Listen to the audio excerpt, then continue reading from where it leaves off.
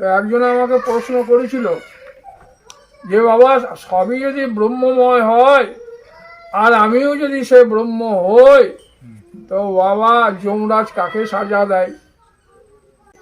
যদি এখানে কোনো ব্রহ্মজ্ঞানী পুরুষ থাকতো তো সে নির্বিবাদে বলতো কি একদম সত্য, আর তোমাদের সন্দেহ লাগবে।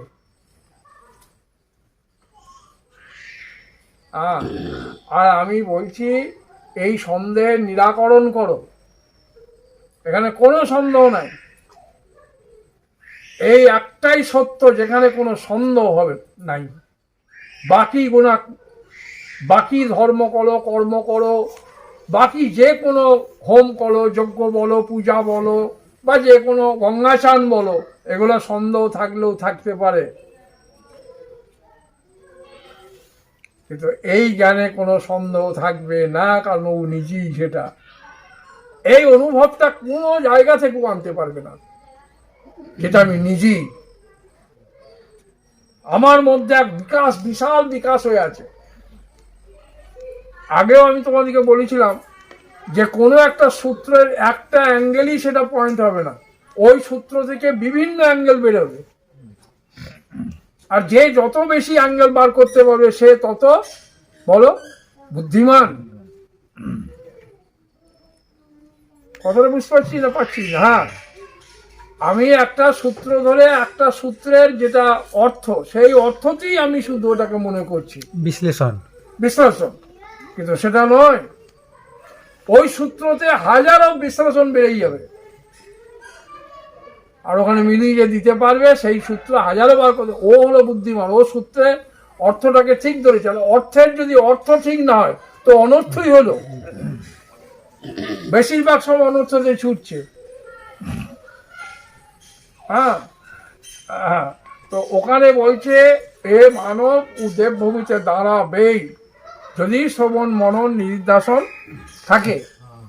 সর্বশাস্ত্রের একটাই কথা, শ্রবণ মনন নির্দাসন, আর ওকে কোনো সাধনার আবশ্যকতা নাই, কোনো দেবতা নাই, কোনো দেবী শক্তি নাই যে ওর দিকে আঙুল তুলবে। তো একজন আমাকে প্রশ্ন করেছিল যে বাবা সবই যদি ব্রহ্মময় হয় আর আমিও যদি সে ব্রহ্ম হই, তো বাবা যমরাজ কাকে সাজা দেয়? জটিল প্রশ্ন। হ্যাঁ, সেজে গুজিয়ে এসেছে। তো বাবা সবই যদি ব্রহ্মময় হয় আর সবাই যদি ভগবানেরই হয়, ভগবানই হয়, তো যমরাজ কাকে সাজা দেয়? এটা জটিল প্রশ্ন। তো এই প্রসঙ্গে একটা বলবো আর কি। এখন বলতে গেলে এটা কেটে যাবে, সময় লাগবে। বল বল, তারপরটা বল। কারণ আত্মজ্ঞানী ব্রহ্মবেত্তা স্বয়ংই ব্রহ্ম, যাহার আত্মসন্দিগ্ধ নহে, অথচ যে ব্যক্তি শ্রদ্ধাযুক্ত গুরুভক্তি পরায়ণ সেই ব্যক্তি একমাত্র ত্রিভুবন জয় করে। সেই ব্যক্তি একমাত্র ত্রিভুবন জয় করে।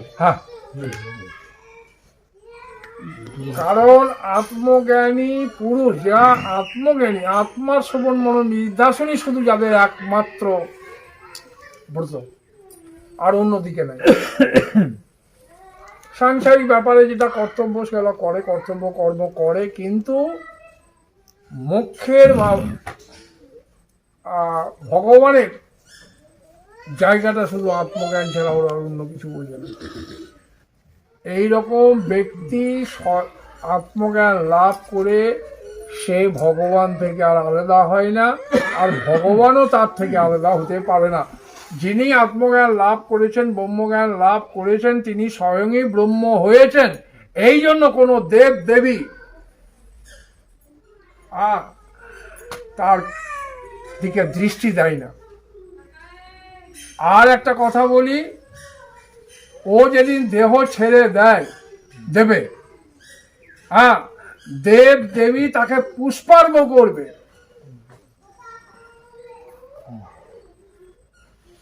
যম কাকে সাজাবে? দেব দেবী অপেক্ষায় থাকবে যে ও দেহ ছাড়ার পর কবে আসছে, সর্বময় হয়ে যাচ্ছে। এইরকম ভাগ্যবান মানব জীবনে যদি কেউ হয়েছে, তো কুলং পবিত্রম জননী কৃতার্থ বসুন্ধরা পুণ্যবতী চতেন অপার সংবিত সুখ সাগরে যস্মিন ব্রহ্ম জ্ঞান লীনং চেতা। যদি এরকম কেউ পুণ্য ভরা এরকম ছেলে যদি কোনো সন্তান কারো হয়, তো সে মা ভগবান বলছেন, ভগবান শিব বলছে এই কথা। সেই যে মায়ের গর্ভে এরকম ছেলের জন্ম হয়েছে, গুরুর চরণে বসে শ্রবণ মরণ নির্যাসন করে ব্রহ্মজ্ঞান লাভ করার প্রয়াস করছে এবং ব্রহ্মজ্ঞান পরিশেষে লাভও করে গেল, সেই মা ধন্য। এইরকম একটা সন্তানকে গর্ভে ধারণ করেছিল। শুধু তাই নয়, পার্বতীকে বলছে কথা, শুধু তাই নয়, যে মাটিতে ছেলেটা ভূমিষ্ঠ হয়েছে সেই বসুমতী গ্রাম ধন্য, সে গ্রাম ধন্য, সেই বসুমতী ধন্য। অপার সংবিত সুখ সাগরে যস্মিন ব্রহ্ম লীনং চেতা। এ তন্ত্রশাস্ত্রের মহান কীর্তন।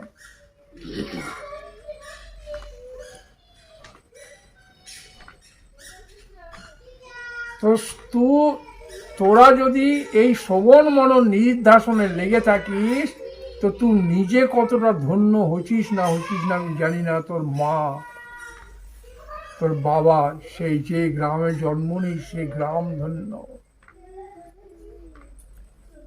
এবং আর শুনবি, কুলং পবিত্রং জননী কি, সে কুল, সেই বংশে তোমার মা বাবা যদি কোনো কর্মবশে কোনো জায়গাতে জন্ম হয়ে গিয়েছিল, খারাপ জন্ম হয়ে গিয়েছিল, এই সন্তানের ব্রহ্ম জ্ঞানের প্রখরতায় সেই পূর্বপুরুষ উদ্ধার পাবে। এদেরকে গয়া পিণ্ড দেওয়া, সাধ্য পিণ্ড দেওয়ার আর কোনো প্রয়োজন সে বংশের নাই। এইরকম একটা রত্নগর্ভা ছেলে যদি জন্ম হয়ে যায়, সেই জন্য জ্ঞানীরা কোথাও মরলে,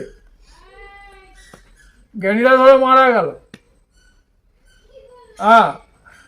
ওই জন্য ওর ছেলে পিলাদিকে আর সাধ্য পিণ্ড কামান করার কোনো দরকার নাই, করেও না কেউ, আর করেও কোনো মানে লাভও হবে না, কারণ মরার আগেই ওই দেহ থেকে মুক্ত হয়ে আছে। সেই জন্য মৃত্যু তাদের দেহ ধরে হয় না, জন্মই হয়নি, তার আবার মৃত্যু কি করে হবে? এই জন্য জ্ঞানী পুরুষরা যেখানেই মরুক, ও উত্তরায়ণে মরুক, দক্ষিণায়নে মরুক, অমাবস্যায় মরুক আর পূর্ণিমাতেই মরুক, ও দিয়ে ওদের কোনো কাজ হবে না। সেই জন্য কে পিণ্ড দেবে না শ্রাদ্ধ দেবে, কে গীতা দান করবে না তোর বেটা শালা ওই গয়াতে পিণ্ড দেবে না। বহু মা বাবা বেটার উপরে দায়িত্ব রেখে গেছে, ছেলে আমাকে উদ্ধার করবে, এরকম মূর্খ মা বাবাই সংসারে কম নাই। আর আমি তোকে বোঝাতে চাইছি, আশাই রাখিস না, তোর নিজের উদ্ধার যদি তুই না হতে পারিস, তোর বেটা তোকে শ্রাদ্ধ পিণ্ড দিয়ে তোকে এই ভটকানো জায়গা থেকে উদ্ধার করতে পারবে না, ভটকে যাবি। আর তুই যদি ব্রহ্মজ্ঞান লাভ করে করতে পারিস, লোককে উদ্ধার তোকে করতে হবে না, তো তোর বংশটাকে পর্যন্ত উদ্ধার হবে যদি পূর্বপুরুষকে ভটকাইছে।